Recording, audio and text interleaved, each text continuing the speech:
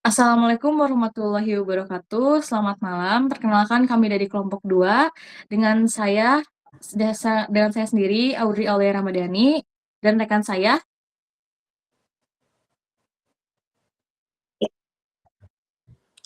Dan saya Aris Fadilah. Hari ini kami akan mempresentasikan studi kasus tentang investigasi forensik digital dan otomatisasi respon insiden command and control atau biasa disingkat sebagai SITU. Penelitian ini kami lakukan dengan menganalisis trafik jaringan menggunakan Wireshark serta mengintegrasikannya dengan sistem SIEM dan SOAR dalam lingkungan yang terkendali atau sandbox. Next.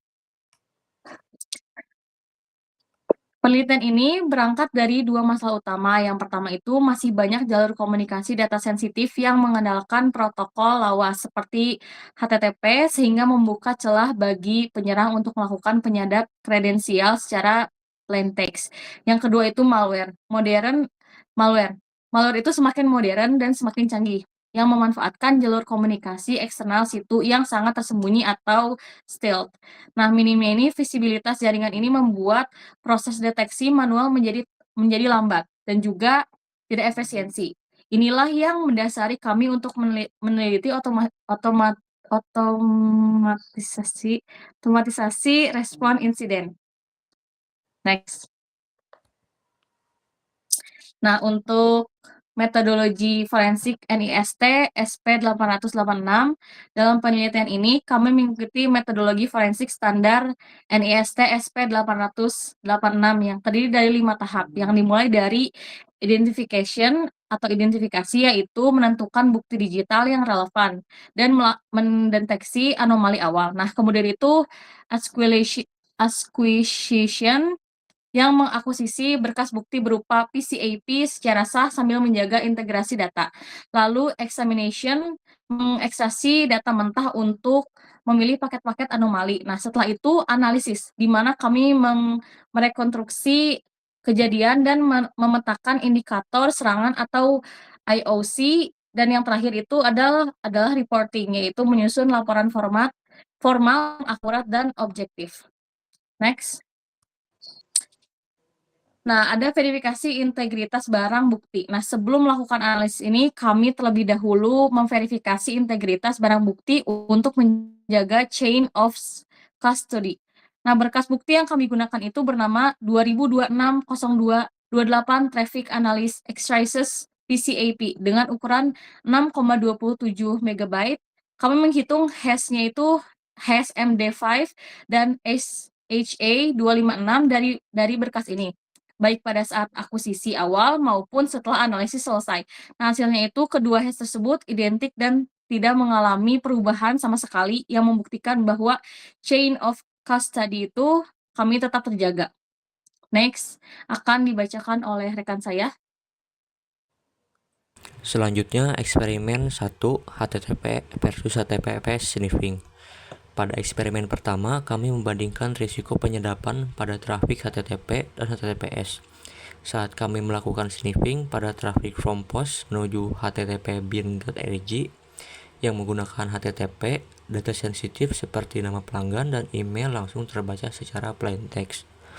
Dalam contoh ini, cusname dan Kasmail Jamaluddin @test.com bocor begitu saja. Sebaliknya, saat kami menyadap trafik login menuju github.com menggunakan HTTPS, data yang terekam hanya berupa chip here text acak karena sudah transkripsi penuh oleh TLS. Ini membuktikan pentingnya enkripsi dalam melindungi data pengguna. Next.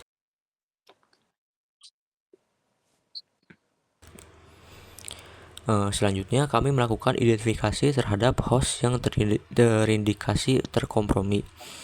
Berdasarkan analisis DHCP list, kami menemukan bahwa host tersebut beroperasi di alamat IP lokal 10.2.28.88. Dari log directory aktif, hostname yang teridentifikasi sebagai desktop TQ2NR, sedangkan dari sisi perangkat kelas, menggunakan MAC address-nya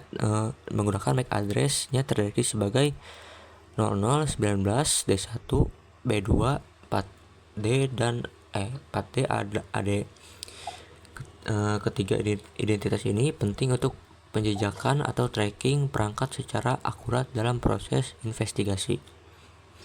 Next, dari hasil mendalam, kami menemukan pola transmisi berbahaya dari host internal menuju server command and control eksternal dengan indikasi kuat adanya ekstraksi data IOC yang berhasil kami ekstrak antara lain IP server C2 di 45.131.214.85, domain berbahaya Fadusa XYZ yang resolusi DNS-nya sudah kami verifikasi, serta metode komunikasi berupa HTTP post menuju fake URL HTM.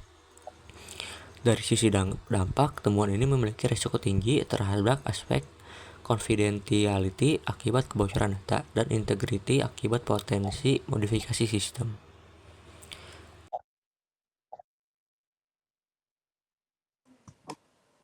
Next, strategi penanganan insiden. Setelah IOC terverifikasi, kami menyusun strategi penanganan insiden dengan 3 tahap utama, yaitu containment, eradication, dan recovery. Pada tahap containment, kami mengisolasi host target tanpa mematikan secara fisik agar data volatil di RAM tetap terjaga. Caranya dengan memindahkan port switch ke quarantine VLAN dan memblokir IP C2 di firewall. Pada tahap eradication, kami menganalisis memori RAM, menghentikan paksa proses koneksi berbahaya, membersihkan payload yang terinfeksi, dan melakukan pemindahan menyeluruh melalui IDR. Terakhir, tahap recovery, kami memulihkan sistem menggunakan backup yang bersih, merotasi kredensial pengguna, serta memantau fisik selama 48 jam ke depan sebagai langkah pencegahan.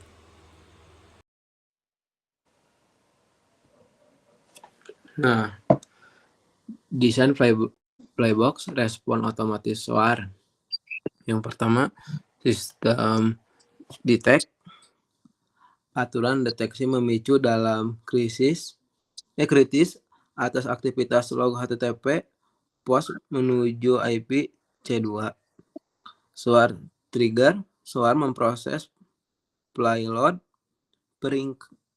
peringatan dan melalui validasi ancaman secara otomatis. Firewall blocks, penerapan kebijakan darurat, memutuskan komunikasi keluar ke IP 45.131.241.85. Lalu next dan add reset, isolasi host ke quarantine VLAN dan reset kata sandi secara instan. Lalu EDR collect mengambil DAM/RAM dan proses aktif untuk analisis forensik sebelum eskalasi analisis. Lalu efisiensi respon manual versus sama otomatis. Nah, dengan metode manual dibutuhkan waktu selama 4 jam, sedangkan otomatis dibutuhkan waktu selama 1 detik. Lalu ketika di blok menggunakan SOAR membutuhkan waktu selama 2 hari isolasi fisik manual, dan sedangkan kalau otomatis 5 detik. Nah, kesimpulan dan limitasi penelitian. Kesimpulan utama, integrasi SIEM dan SOAR membuktikan peningkatan radikal terhadap kecepatan deteksi dan mitigasi awal, ancaman malware C2, penerapan forensik yang terukur, memastikan chain of custody tetap sah.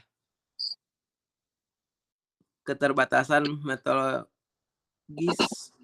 Pengujian terbatas pada skenario simulasi laboratorium berskala kecil tanpa replikasi data statik mayor sehingga performasi manual dan otomatis melakukan validasi berkala sebelum diadopsi ke sistem produksi nyata.